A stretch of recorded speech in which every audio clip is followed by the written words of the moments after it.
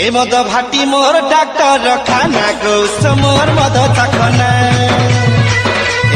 बापा को कालो मोय महल बेटी जिमी अलगे गोदाम ओए रे पिला तू अलगे गोदाम का एंता होचु गुडी गुडा लोगे सारुआर जीबू नहीं को मैं कालो हमटा बेटी जिमी होए बो जीबू सु तुम पर कहां लागेंता होचु जे हे रे बुआ छुआटा को नेट कर देला ना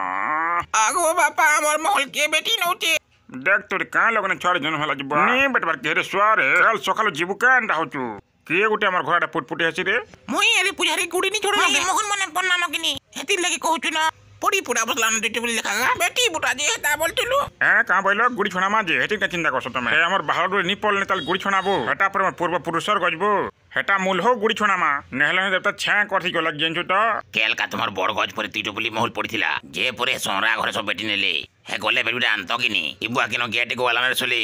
आगो मा जो को टुपली आनो बेटी जी मांदी बुगला हला न बोले 40 80 टुंगा ही जिबा केजी बरफ खेमा ये बुआ के उडी देखो रे गोलिया में डको रे ये बुआ कहां ला मोर महाजी के बोलचा ए बुआ निश्वास भी नहीं पारबा रे सो खाले बने थिला देख तोटा देखो गया बने टिके होय बो बाबू जहा तो जानि छ करू तू का घर बरोचु